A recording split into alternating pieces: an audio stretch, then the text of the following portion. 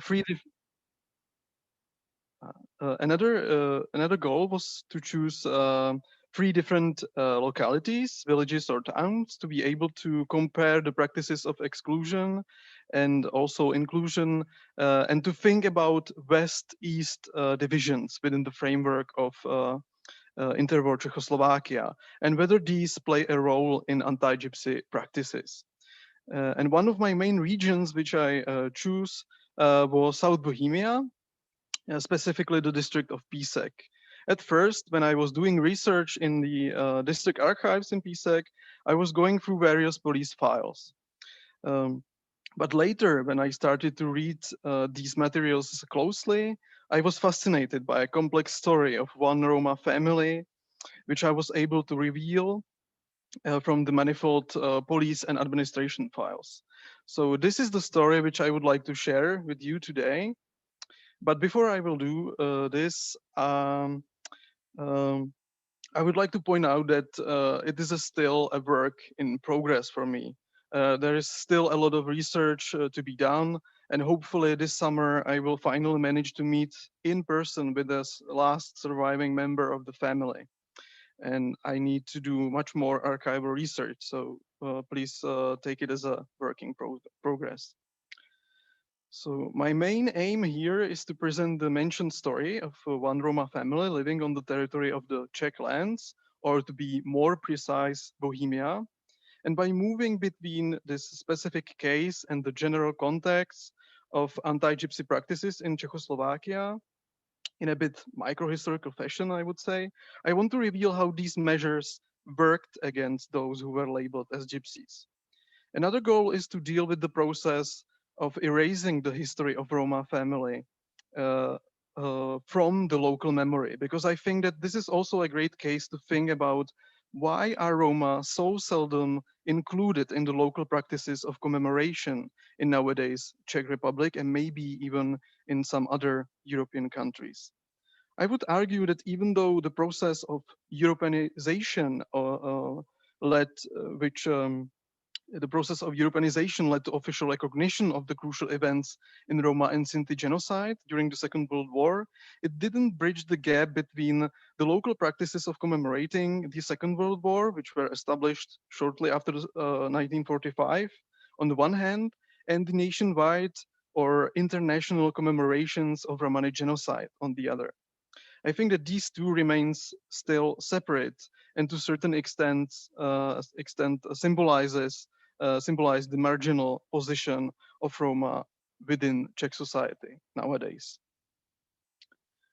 Czechoslovakia as an independent nation state was established in 1918 after the end of the First World War. Although the state presented itself in a break with the previous Habsburg monarchy as a modern, civilized, and West belonging, it inherited the former Austro-Hungarian legal system, civil code, various penal laws regarding vagrancy and begging for policing the mobility of the inhabitants, as well as locally administered system of poor relief based on the domicile. And I will get to that later. These regulations constituted three pillars of anti-Gypsy measures at the turn of the 19th and 20th centuries on the territory of Czech lands. Inheriting the existing legal system also meant inheriting tensions and conflicts within various branches of state authorities with regard to the so-called gypsy question. The contemporary term gypsy question was used by various legal or police experts to label administrative and I would argue not primarily political problem. At the heart of this supposed question lied the tension between liberalism, which was embodied in fundamental state documents and institutions, and nationalism, asserted by political parties on state as well as on local level. As American historian Jennifer Illuze in her great book entitled Lives Outside the Law argued, the so-called gypsy question exposed tensions between the pressure to get rid of unwanted, supposedly criminal and dangerous population labeled as gypsies on the one hand, and the emphasis put on independent judiciary founded on the promise of equality before the law on the other. The whole gypsy question was built around the one question: how to criminalize and prosecute a specific group of inhabitants, the so-called gypsies, without defining them as such, and thus without violating the universal liberal principles. This was also debated within the Habsburg Empire before the First World War, and various fantasies of internment started to become popular among higher ranking and Czech speaking officials, policemen, judges, various experts, and political representatives of municipalities who constituted the main participants of this so called gypsy question. The popularity rested on its vagueness. So, whereas police authorities put emphasis on ideal of surveillance, representatives of municipalities stressed the fact that the central state authorities would take care of the costs of interning those people. In this way, ideas of interning gypsies represented fantasies and means of expressing critique of existing policies. However, they were not exceptional even before the First World War and much less so after the 1918. Even though there were lengthy discussions between ministries, police authorities, and various experts on creating a new and special law on gypsies in the early 1920s, the central state authorities fear violating the Czechoslovak constitution and the minority rights guaranteed by international treaties after the First World War. The ideas on creating labor camps for adult gypsies and special education institutions for their children made by local as well as central authorities were put away in 1920s. Instead, the central authorities of the newly established Czechoslovakia reissued all the ordinances from the Habsburg monarchy. The two major cases against criminals of Roma origin from 1927 changed the situation. Um, yeah, great. Although more attention of the Czechoslovak as well as international press attracted the alleged case of cannibalism from Slovak town Moldava nad Bodvou near Košice, press is in South Bohemia closely covered different case. A group of 5 bandits of Roma origin who committed multiple robberies, murders, etc. in this rural region during 1920s. The discovery of these perpetrators and the stir it caused in the media led to creating a special legal norm called On Wandering Gypsies, which was passed in July 1927. The legislative term wandering gypsy served as a code word that the police authorities on the local level could use as flexibly as they wanted. Here we see a solution to the tension between liberalism and nationalism, defining the targeted group not solely as gypsies, but wandering gypsies, enabled the Czechoslovak government to fight off any potential accusations of violating the universal liberal principles as well as minority rights. The new Czechoslovak law legitimized various practices of exclusion towards Roma and Sinti, which police authorities and municipalities utilized before that time. Wandering gypsies became a label for second-class citizenship. Inhabitants who were acknowledged as subject of the Czechoslovak state, yet not guaranteed full civic rights. Their position was closer to the so-called habitual criminals than of equal Czechoslovak citizens. Those who were labeled as wandering gypsies received a special ID card at the age of 14. The Czechoslovak Gendarmerie established the so-called gypsy register, which determined their individual identity on the ground of their fingerprints. In everyday police practice, the wandering gypsies could be identified, searched, examined, fingerprinted, measured, and detained for such purposes by any police authority at any time. Local police authorities could also suggest to a court taking away their children and placing them into special education institutions.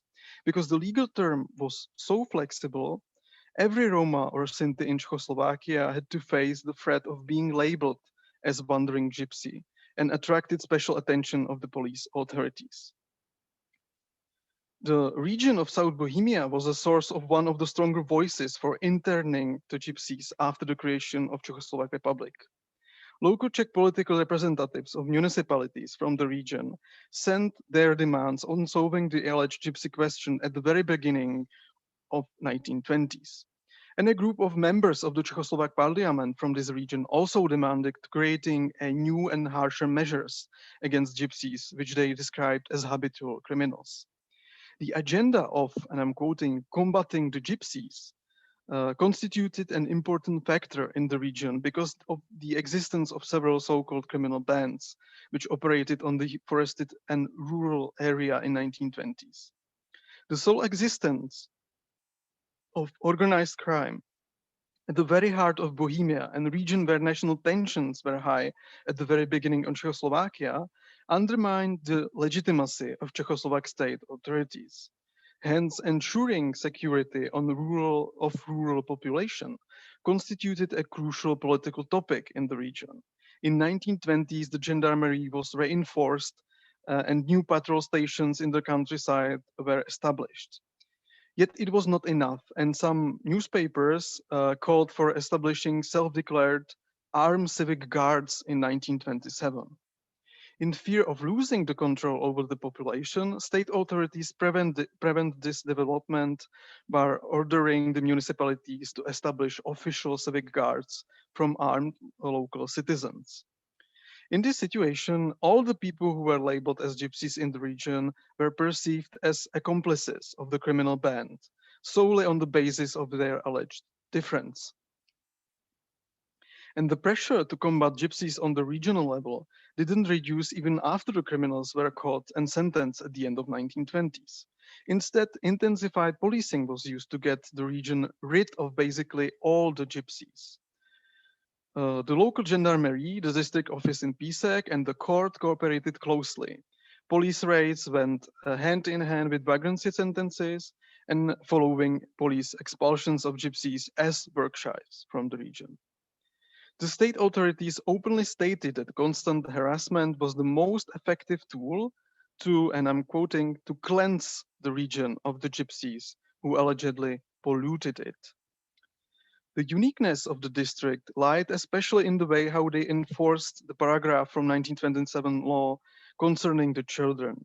In 1928, the local branch of charity organization called Youth Care established what they referred to as Gypsy Family Colony. It was a 20 Czech and allegedly decent foster families living in the city of Písek who were willing to take care of Roma children for monthly allowances. During the existence of this practice between 1928 and 1943, approximately 20 Roma children were taken away from their parents and raised by appointed foster families in Písek. Although the charity organization was declaring its success in turning, and I'm quoting again, turning the gypsy children into useful members of the human society, the organization had constant financial problems, and majority of Roma children, in consequence, were moved several times from one foster family to another. Some families didn't want to take care of them when they received the state allowances constantly late, without the possibility to count on this income, especially during the Great Depression in 1930s. And some children were forcefully moved from their foster families because of their poor social and economic conditions. Since majority of foster families constituted urban lower classes, unable to fulfill various social norms of the upper classes, namely the notion of gender division of labor, or the foster families were unable to comply with the norm of having separate beds and rooms only for children. So this is the background of the story which I want to present to you. Uh, so let's get into it. Members of Růžička family lived in the forested and rural region of southwest Bohemia at the foothills of Bohemian forest for decades, which is easy to recover from their documents such as birth certificates, police files, and criminal records. In 1920s, in the context of intensified combat against gypsies, they were seen as accomplices of the wanted group of criminals. In 1926, three brothers, Josef, Hinek, and Václav, were put into custody by local gendarmerie and accused of committing murders. But soon after, the police authorities discovered that they were innocent. Some members of the family were arrested again in 1928 when the local gendarmerie intensified their effort to cleanse the region. They accused them of committing vagrancy, begging, as well as larceny. The gendarmerie also discovered that Josef Růžička wasn't enlisted, and after he served his time in the jail, they transferred him to military authorities. The local district authorities also took away 3 children from his sister Josefa and placed them into foster care in Písek. Another 3 children were taken away from Josef's cousin Františka. All the family members at the age of 14 or older were fingerprinted and registered as wandering gypsies, which meant that they had to have a special ID card, gypsy ID card, with them all the time. All these steps led to the decision of the family to stay near the town of Písek in order to keep in touch with the children and wait for Josef's return from the military service. So basically, they stayed in a walking distance from Písek, I would say. The contemporaries called the place where the Roma family settled Gypsy Camp in Jordan. So this is a map of the village Čížova and the probable location of the so-called Gypsy Camp.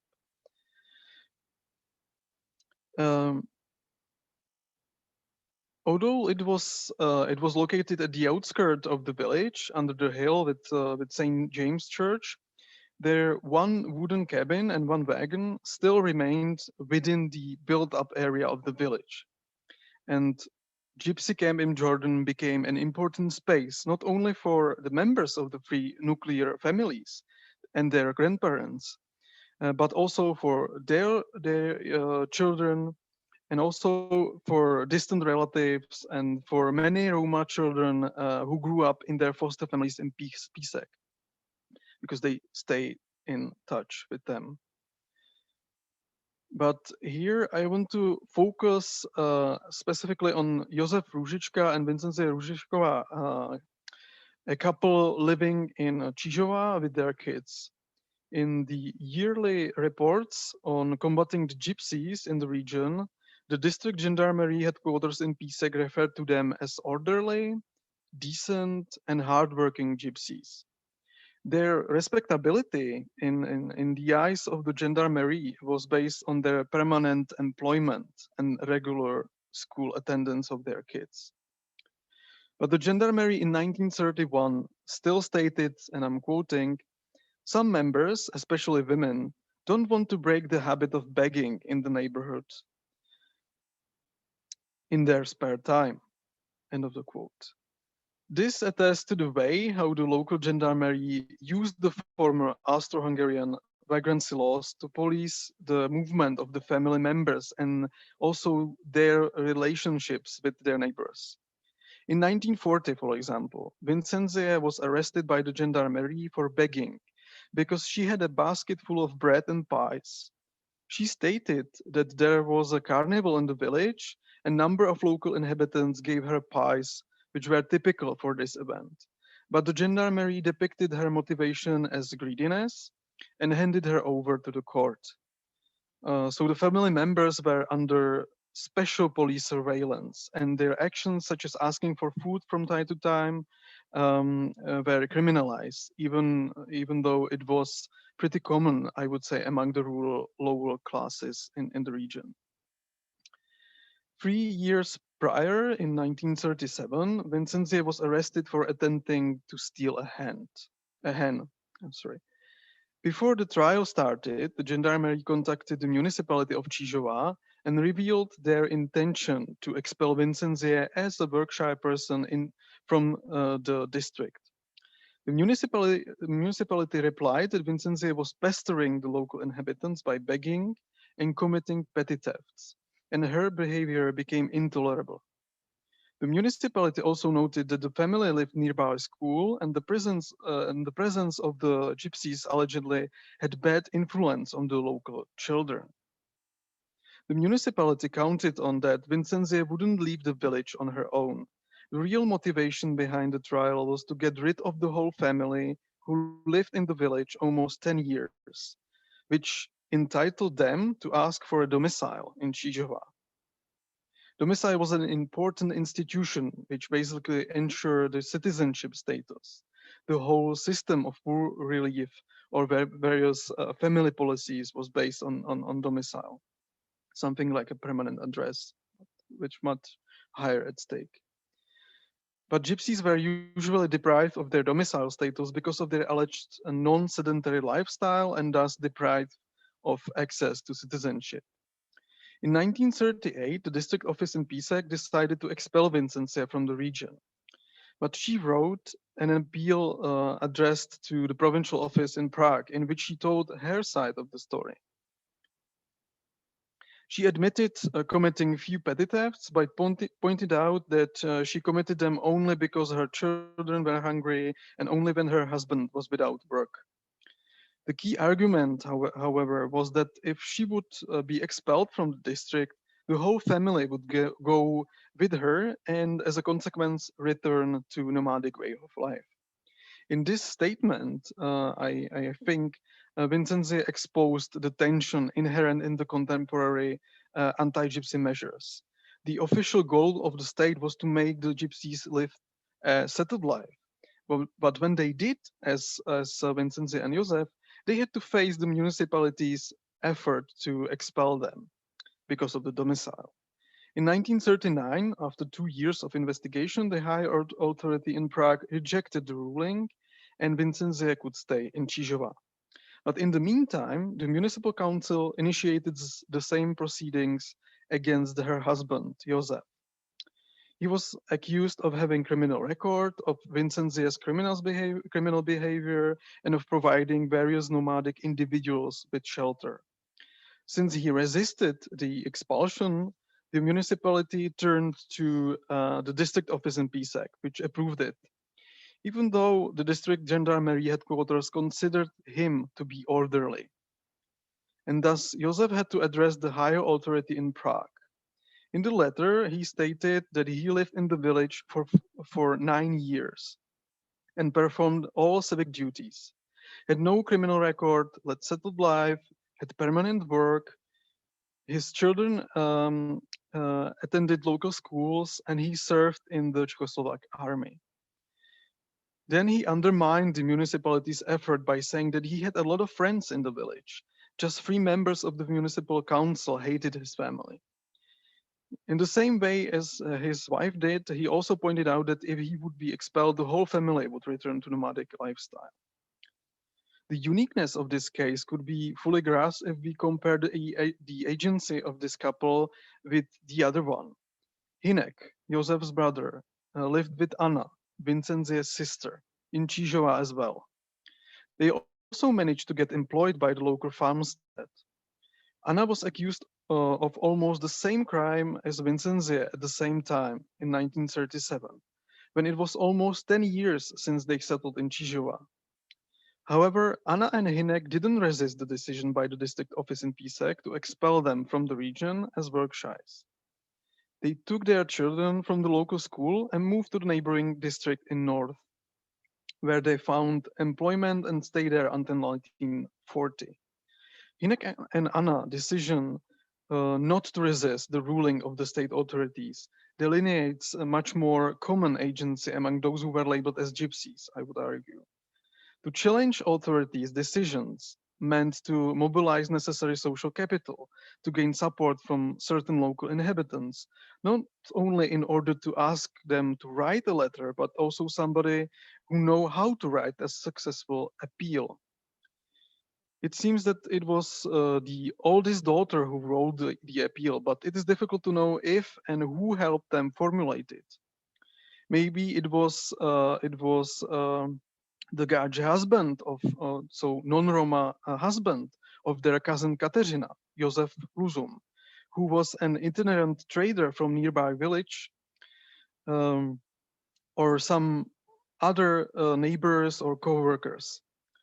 When both couples decided to marry in the local Catholic Church at the beginning of 1930s, one local farmer attested their marriage. So it's clear that they had some ties to the local rural and mainly Czech-speaking inhabitants. The unsettled case of Josef and Vincenzie was closed in 1940, and the family lived on in the village until 1943. And in 1940 or 1941, it's still unclear to me, Hinek and Anna also returned to the village, to Čižova, to live with Josef and Vincenzie again with them.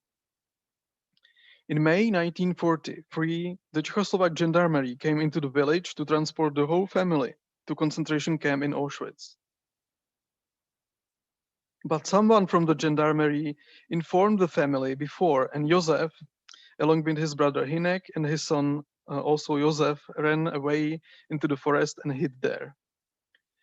Unfortunately, in June 1944, the police discovered their shelter, and according to the local chronicle, arrested also one, Roma. Others, including Josef, managed to escape. During the interrogation of the captured Roma, the Gestapo discovered 6 names of the local inhabitants who helped Josef and others. After further interrogations, 5 of these local inhabitants were released. Only one was transported to the prison in Waldheim on the German territory, but he survived the war. The fate of the captured Roma, however, is unknown. It is also unclear who was the captured Roma, because while the names of those non-Roma inhabitants arrested by the Gestapo are stated in the chronicle, the name of the Roma was maybe unimportant or simply unknown to the author of the chronicle. But from Josef's post-war testimony, we know that Josef Hinek and also his oldest son Josef survived the war in the forested area near Čižova. After the end of the war, Josef returned home, and now I'm quoting from his testimony from 1950s. In 1945, when I returned home from the forest, I didn't find anything in my tiny house, and I didn't receive any compensation for my lost belongings neither. My family, who was transported, have never returned from the concentration camp. Their lives were simply annihilated by the Nazis. End of the quote. While he was waiting in Čižova for his lost relatives, wife Vincenzie, children, sister-in-law Anna, nieces, nephews, and cousin Kateřina, he managed to find a job in the vicinity, a job which nobody wanted to perform. And I'm quoting again from this testimony.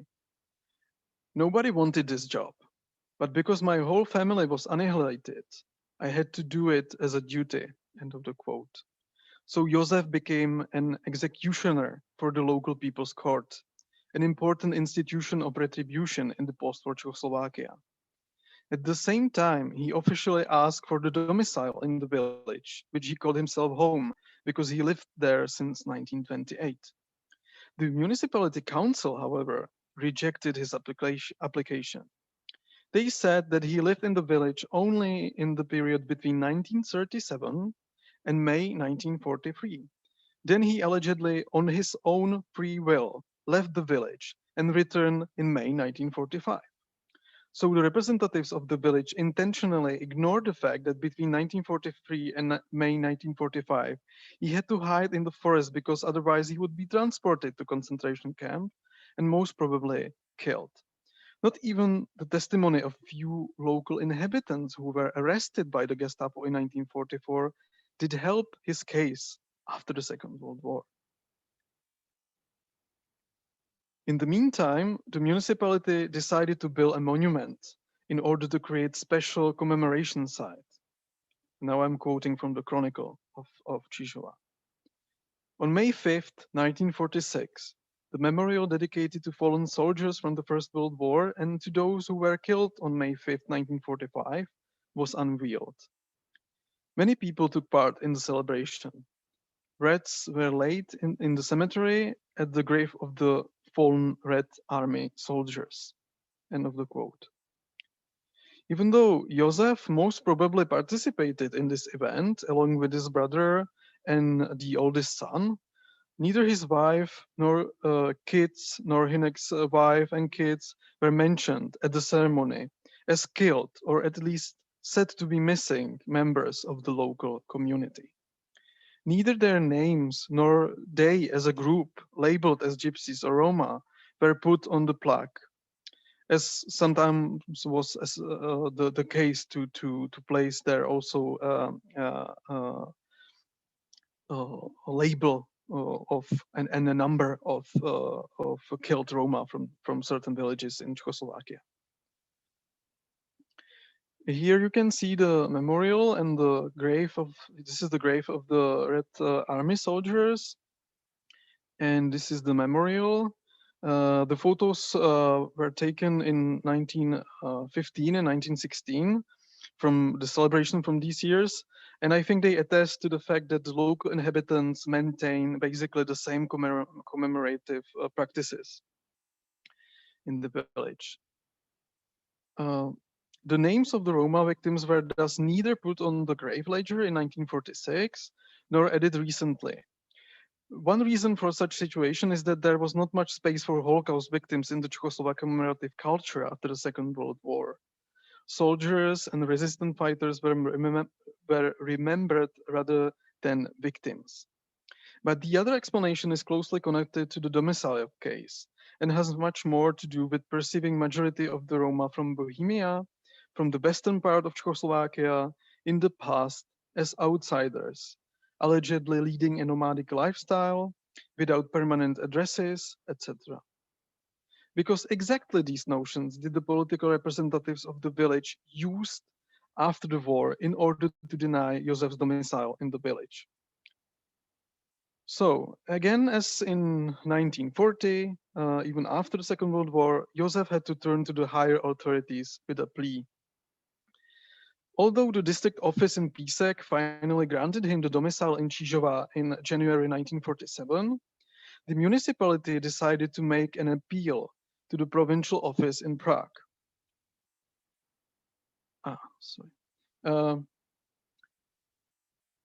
27 from the total of 30 representatives of the village in February 1947 voted to make the appeal and to deny Josef's domicile in Čižova. The rest, so 3 representatives, abstained. So nobody from the village, where Josef certainly had at least some allies and friends, stood up for Josef's rights after the Second World War. When the case moved to the provincial office in Prague, Josef has already left the village for good. Now I'm quoting from his statement from 1950s again. In 1946, I have moved to the borderlands. Here, I have married again and have 4 children. I have held several public positions since. For example, I was the vice president of the local national committee in Koruni, a commander of people's militias in Kyselka company, and the treasurer in local branch of Czechoslovak Communist Party. End of the quote. So Josef moved to Kadaň in North Bohemia, an industrial region with much more opportunities to obtain work and housing than in his former home, Čižova. His testimony from 1957, from which I have just quoted, reveals the immense social mobility which opened up in the post-war period and in 1950s in the borderlands after the expulsion of the majority of German population.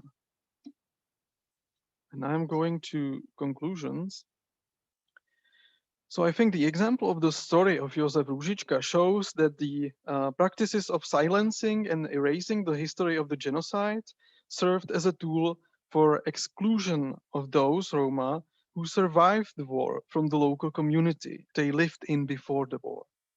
So even with the support of some members of the local community, it took Josef 2 years to legally prove that he lived in Čižova, more than 10 years, and that he left the village because he was hiding in the forest from being deported to the concentration camp, despite the fact that he was considered orderly or decent.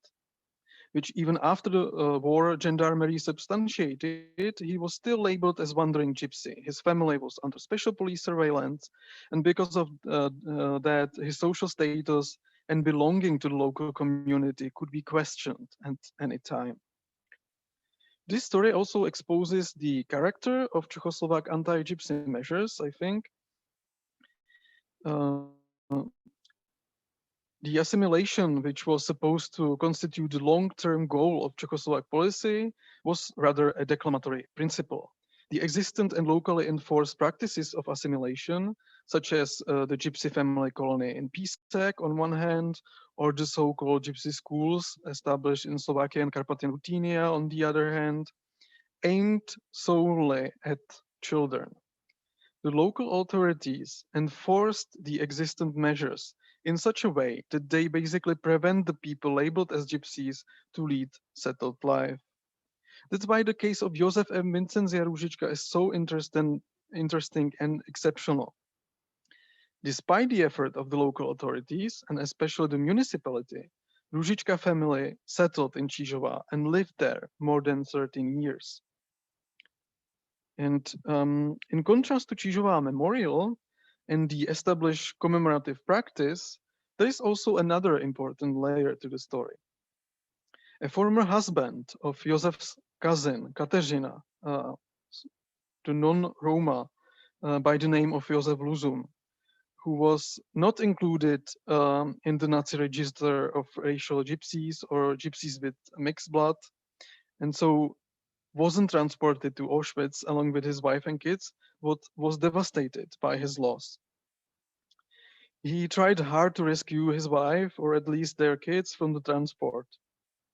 And he even tried to turn to Czech Protectorate administration repeatedly with pleas for releasing his wife and children from the concentration camp. But not even the Protectorate president, Emil Hácha, didn't do anything on his behalf, and his wife and their kids were murdered in Auschwitz.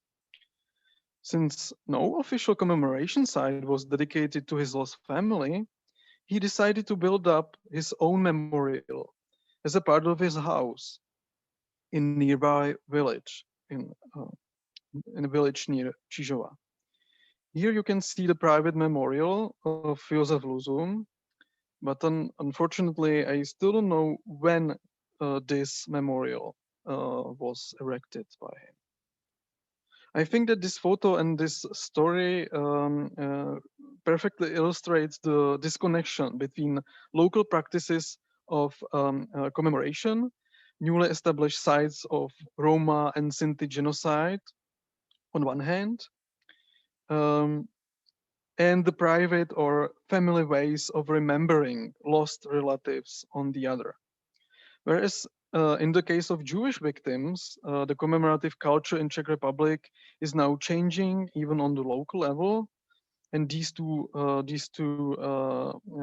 features are much more connected.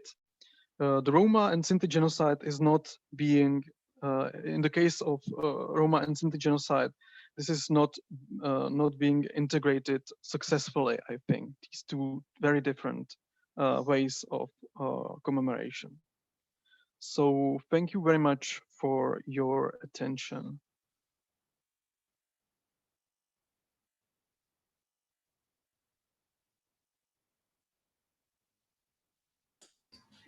Thank you very, very much, Pavel. That was excellent and very moving. We've got a few questions. I'm going to take speakers' rights and ask for the first one. About your sources. Okay, so you mentioned the police archives. Can you talk about that just a little bit more, about what you found? And I mean, this is all very sensitive data. How did you construct these stories together? Because that is tricky, I imagine. Yeah, it was really difficult because well, when I really began to work with these police files, I didn't know that somehow they would connect together. These files were from very different like branches of the authorities. within the district office. Some of them are within like the social or socially oriented like branch. Some of them are from the police branch of the office, and somehow during my analysis of these sources, these similar names started to pop up to me, and I took note, and then I discovered, okay, this is the same person.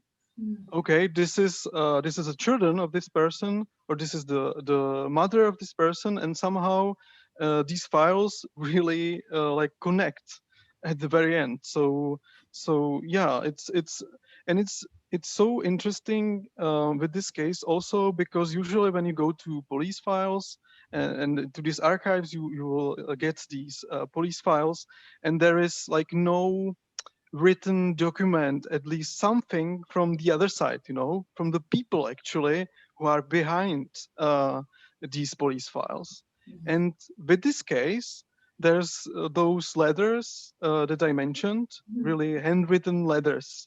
So that was also like pretty fascinating to me. Completely. Yeah, absolutely. Yeah, it speaks to your excellent research skills if you're able to notice those kinds of trends with so much information, which, there's probably 1,000 names that you came across. So it's good that you kept your eyes for this one, because what an interesting story and what a heartbreaking one about that family.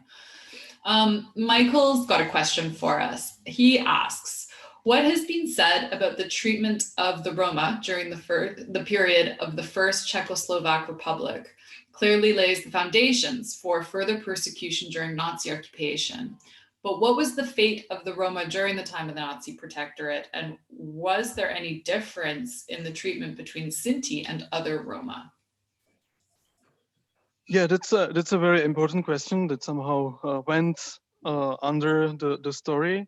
Um, and the story that I describe is also like exceptional, or well, not like what would be called typical for Czech, for most of the Roma and Sinti from Czech lands at that time, because, well, actually, the many different measures that were passed during the very beginning of the Protectorate Bohemia and Moravia, targeting the gypsies, that these measures didn't do anything actually with the lives of this family. They were able to still live in the village, and yeah, they were not specifically targeted with these measures. And these measures where, for example, there was an internal ordinance passed by the Ministry of Interior in 1940 to forcefully settle all the people who were labeled as gypsies on the territory of Protectorate Bohemia and Moravia. And this was a huge case because not only that all those who were, for example, itinerant traders, people without permanent address, were like forced to settle. So not only Roma and Sinti, but who were nomadic, but also itinerant traders were forced to settle. But not only them, but also the Roma and Sinti who actually had permanent addresses, who lived settled life, but actually had no domicile in certain villages, because the municipalities thought that this ordinance is could be used to get rid of actually all gypsies on their territory. So during the very night, one date was like settled for this ordinance, and at the night, in the night, between these 2 days, uh, the a lot of Roma and Sinti were moved from one village to another, and it was during the winter, and they were moved like not only few kilometers, but tens of kilometers away from basically their homes, from the spaces where they had relationships before and so on. And yeah, this was a huge ordinance and huge like measures against gypsies, but somehow it didn't change the life of this family. That's somehow exceptional also in this story. Yes, completely. Thank you. That was a wonderfully thorough answer. Just going to return back to the chat. We've got Anna Hayakova. She says this was so heartbreaking, and thank you. Barbara says that she agrees with Anna. And then we also have a question from Hannah, which is wonderful, which is how have the attitudes to Roma and Sinti changed within Czech Republic and Slovakia today? Well, I don't know if I can speak about today's situation. I mean, it's so complicated, and the history is so rich. After the 1945, there were so many things happening. So maybe I will leave that. But I also forgot to say more about these continuities and discontinuities between the First Republic and the Protectorate Bohemia and Moravia, and maybe afterwards, after the Second World War. I think that there is, of course, big rupture with Nazi occupation forces coming to Czech lands and creating Protectorate Bohemia and Moravia. But what I'm trying to usually do in my research is it's more to underline the continuities, which are usually in research like this somehow left behind or not mentioned enough, I think. So that's why maybe I put really emphasis on continuities. But of course, there's a clear like rupture between certain types of measures taken. And for example, this special register of gypsies, of like racial gypsies and gypsies of mixed blood, which was done during the Second World War, during the Protectorate Bohemia and Moravia, is totally different. Not absolutely totally different, but it's a bit different from the previous period. Yeah. Thank you very much. Is there any other questions from anyone tonight? Okay. Well then, Alessandro, I guess I'll pass it back to you. Oh, unmute yourself, my dear. No, yeah, I just wanted to thank, first of all, Pavel for being here and telling us this heartbreaking story. And we do hope that in the future, when we can start doing things on site again, you will be our guest. And at the same time, I would invite everyone who's not been and see us yet. If you are in Yorkshire, if you are in Manchester or Leeds or in the north of England in general, do consider coming and see us on campus at the University of Huddersfield. We are opening next week again, and we are looking forward to it very, very much. And also, yes, do follow us on social media and through the newsletter, because there will be lots of changes going on with us in the near future. So we want to keep you updated. But yes, that's all from us. Thank you, Pavel. Honestly, that was a really interesting talk. Absolutely. You got lots and lots of comments and coming in. Everybody's saying thank you, found it fascinating. You got lots of comments. I hope you can see them all. Yeah, I see them. Thank you very much for inviting me again. And thank you, Anna Haikova. Thank you, if you are here still. Where is she there? Gone because she had a migraine. Oh, poor thing. No worries. All right. So thank you very much. Totally. Have a wonderful evening. Have a lovely evening, everyone. Bye, everyone. Thank you, Pavel. Thank you. Bye. Bye.